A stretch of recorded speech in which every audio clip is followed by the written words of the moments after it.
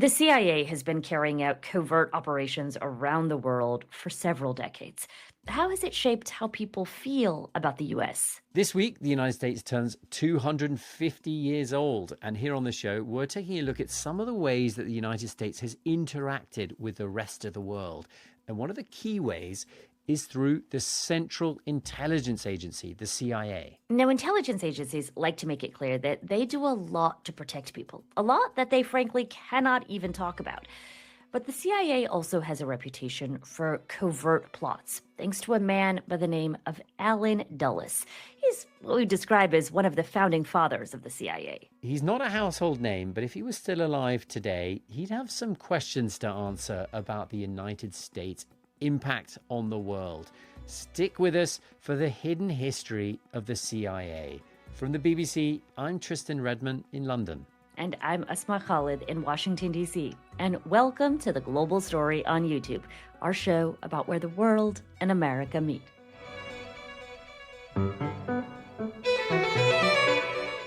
About 6 weeks ago here on the show, we told the story of how the CIA masterminded a coup in Iran in 1953 and helped to overthrow its democratically elected leader.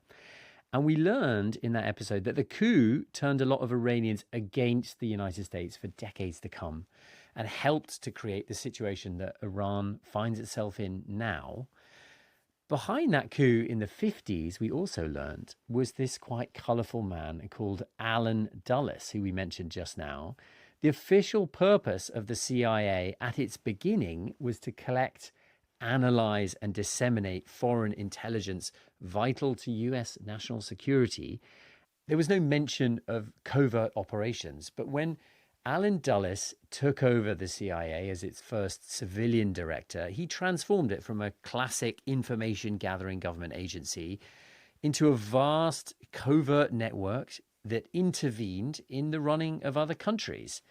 And it turns out he created something of a playbook for the way the CIA operates to this day. To understand this all better, we turned to Tim Weiner. He's written 2 books about the CIA, even won a Pulitzer Prize for his reporting. It has essentially become his life's work. I began covering the CIA full-time for the New York Times way back in 1993, and my interest in it began 20 years earlier. I am a Watergate baby, and when I was 18, Richard Nixon became enmeshed in the web of Watergate. In the American political process, one of the most difficult tasks of all comes when charges are made against high officials in an administration. The Senate investigated the crimes of Watergate and beyond.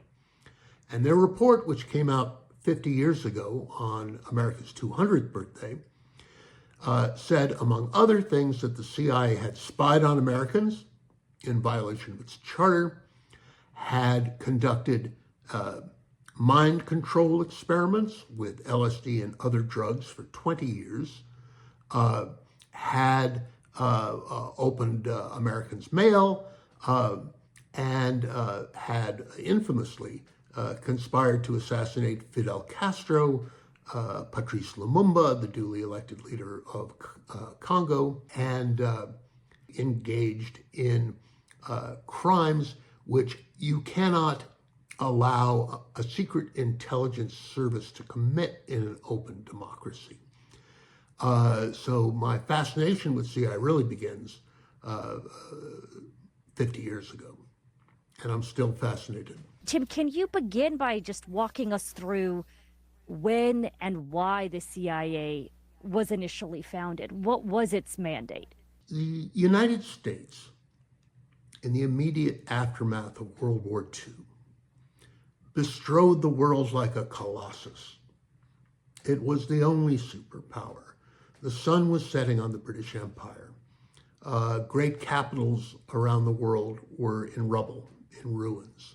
And as the great 19th century empires faded, the American empire rose.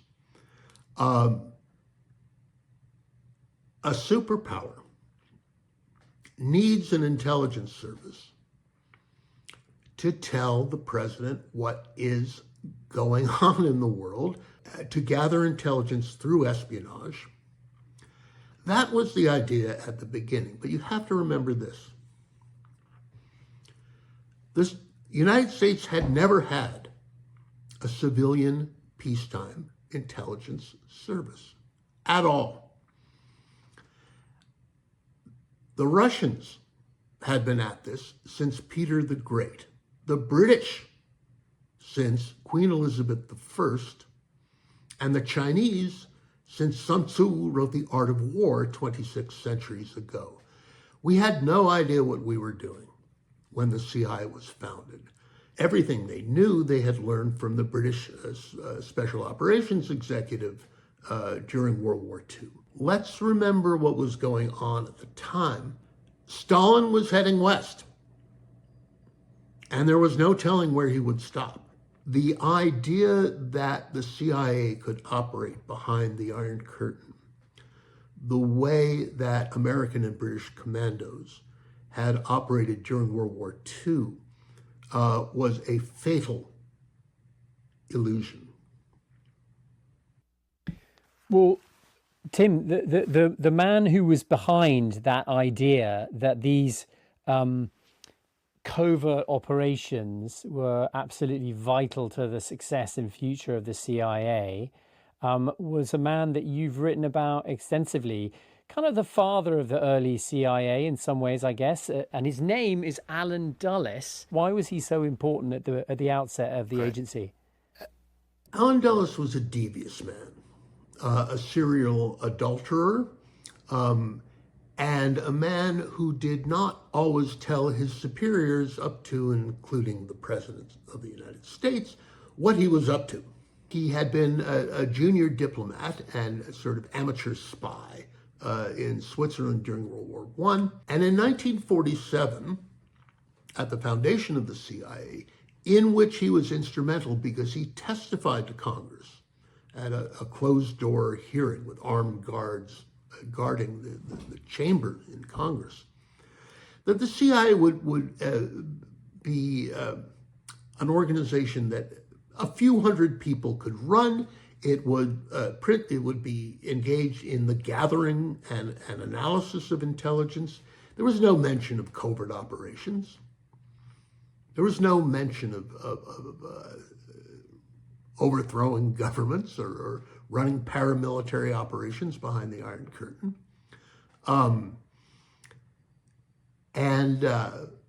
He was, by default, there being no other competitor, the gray eminence of American intelligence. Why was he so determined, Tim, to run covert operations when there were people in power in Washington who wanted the CIA to be more of a classic intelligence service that just provided information? What was it about him that made him want to run these covert ops? You cannot hang the history of American covert operations around his neck.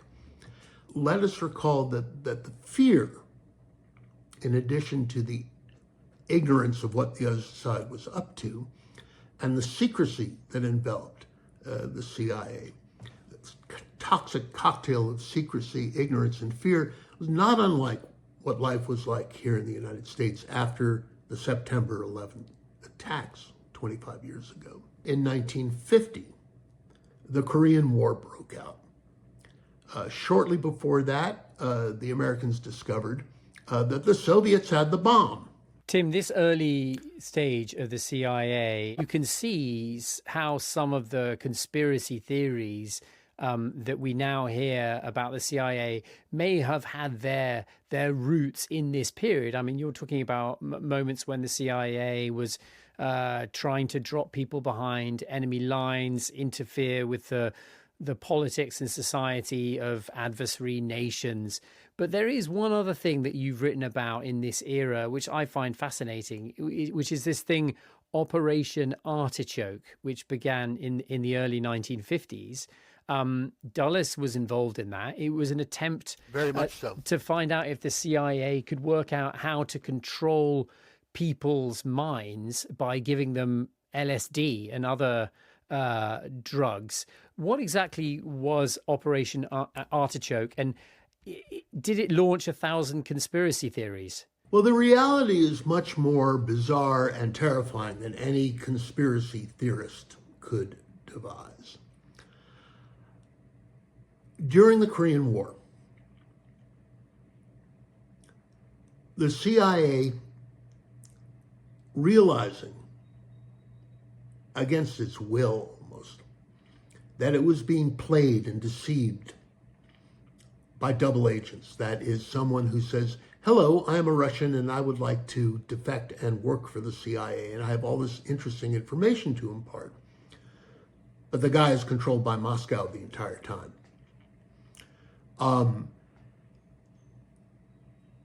It wanted a system, that is, Dulles wanted a system by which you could interrogate people like that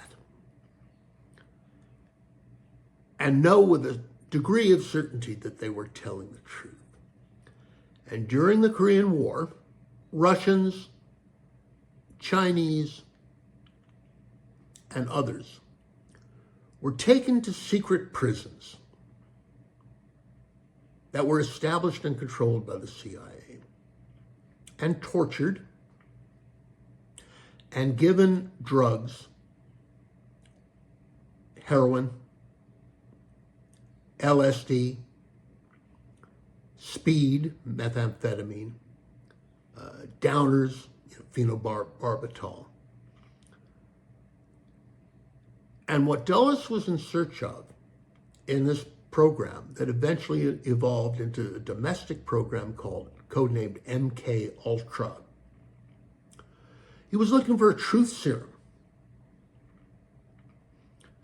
Something that would loosen the tongue of the suspected double agent.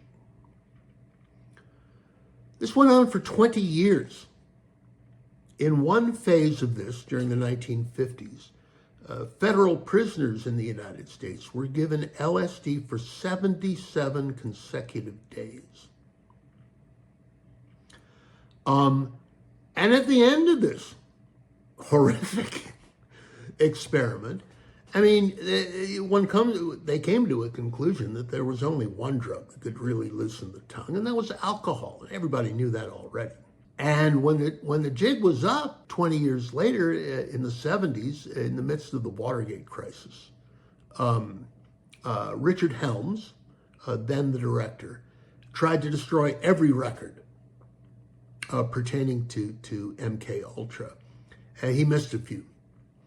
So future historians were able to reconstruct parts of it. The secret prison part, that is something that I uncovered. And of course, these places were precursors to the secret prison system that the CIA set up after 9/11. Well, in terms of things that reverberate down the decades, on the global story, Tim, some of our listeners play a game called Bay of Pigs Bingo, because for some reason, the Bay of Pigs CIA operation is a story which comes up time and time again when we make episodes. And it is a next major moment in the story of the CIA. It was an attempt by the CIA to overthrow Fidel Castro by landing Cuban exiles on the island of Cuba. It failed miserably. But why does it resonate still so much today? Why do we hear about it so often? Fidel Castro took Cuba with his guerrilla army and overthrew an immensely corrupt and deeply pro-American regime. And the CIA at first, the analysts and officers of the CIA were impressed by Castro and his promises of democracy. Fidel famously came to the United States and got something of a hero's welcome after the Cuban Revolution, but then decided that no, they were wrong about that, and he was a dedicated communist who was working hand in glove with the Soviets.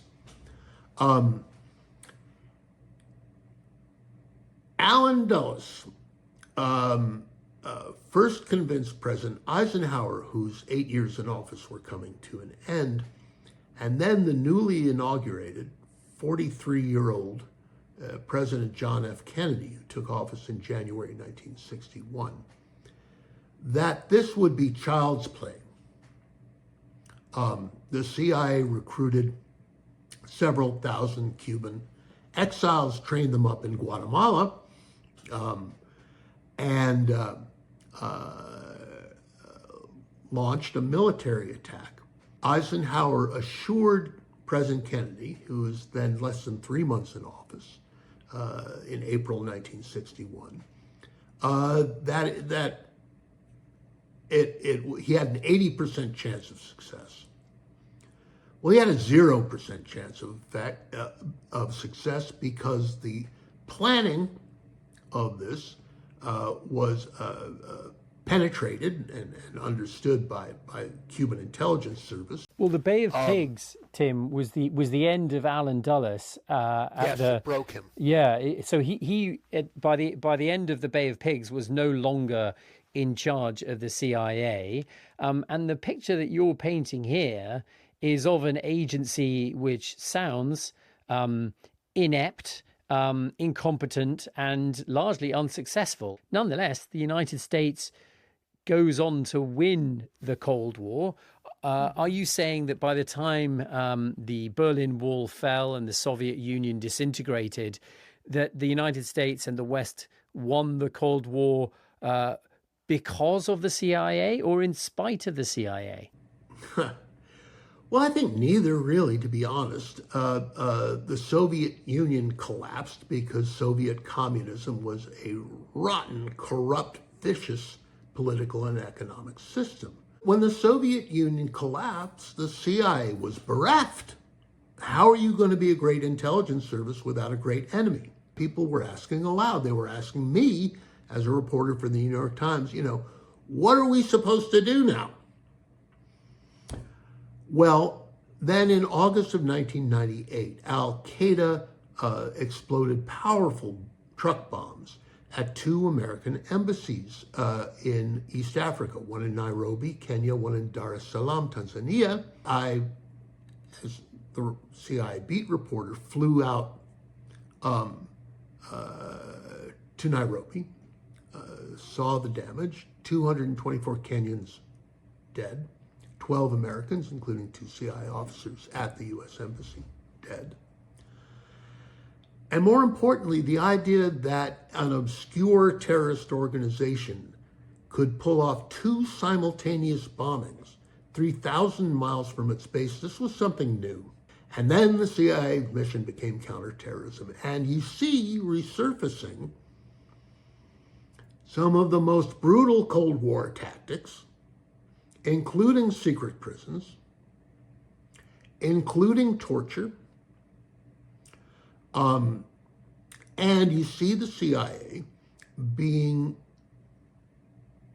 converted from an intelligence organization that conducts espionage and analysis into a paramilitary organization which kills people. For 10 years after 9/11, the point of the secret prisons and the torture and brutal interrogation that went on inside them was to see if anybody knew about, a second or third or fourth wave of attacks that was going to follow on after 9/11, and 2, to hunt down and kill Osama bin Laden. Now, there is a mass of circumstantial evidence. And I've been told, and I've written this, and told this by no less than the man who served as deputy director and acting director of the CIA, that the path that was blazed to bin Laden's door was blazed by the recruitment through espionage of Al-Qaeda soldiers who pointed the way for the CIA to his bin Laden's compound in Abbottabad, Pakistan. The raid, when it happened, There were officers inside CIA headquarters on that date, whom I've interviewed, who were watching the television and saw a crowd gathering outside the White House as President Obama announced the success of the operation to get bin Laden. The United States has conducted an operation that killed Osama bin Laden, the leader of al-Qaeda.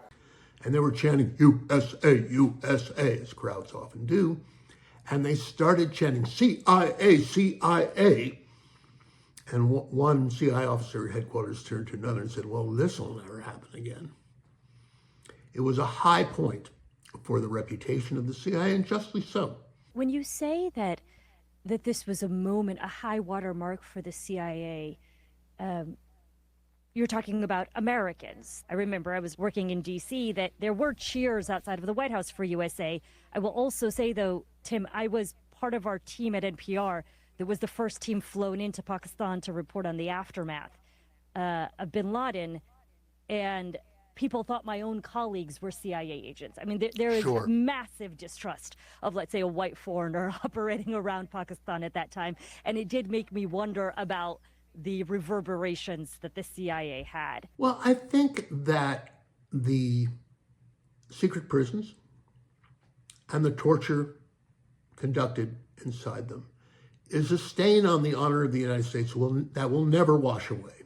President George W. Bush, after 9/11, said that the United States was on a crusade. His word, and a word that has a certain resonance with hundreds of millions of Muslims.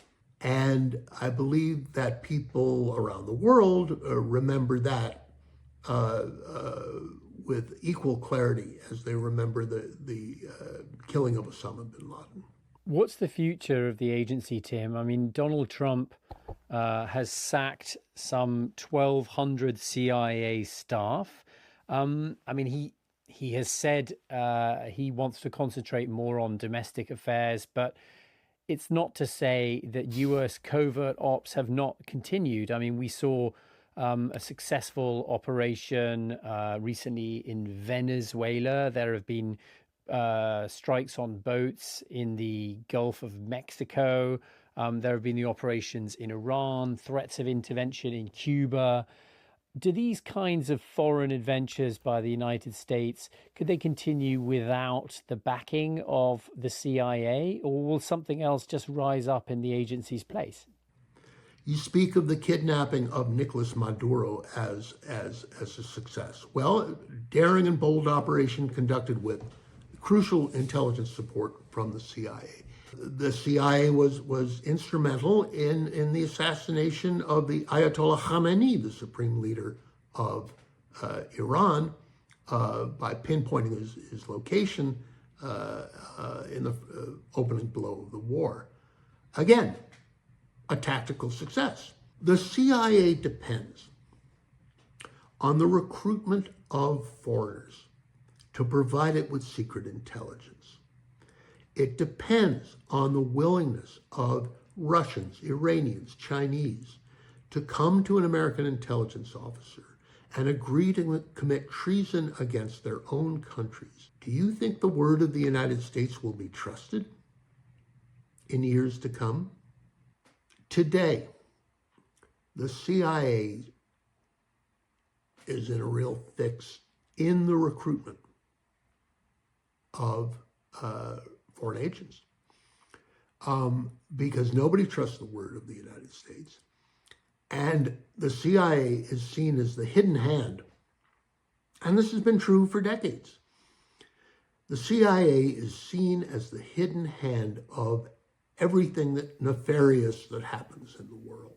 Secrecy does not fit well in an open democratic society. The CIA kind of sticks out from the gorgeous mosaic that we believe constitutes American society and American democracy.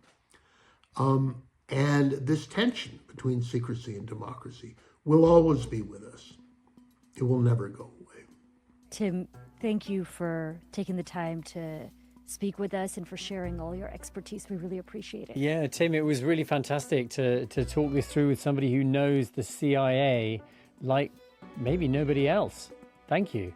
And that's it for the Global Story on YouTube. Thanks as always for spending some time with us. And if you appreciated our show today, then I've got to recommend checking us out as an audio podcast. That's right. Every weekday you can find the Global Story on bbc.com or wherever you listen to your favorite shows.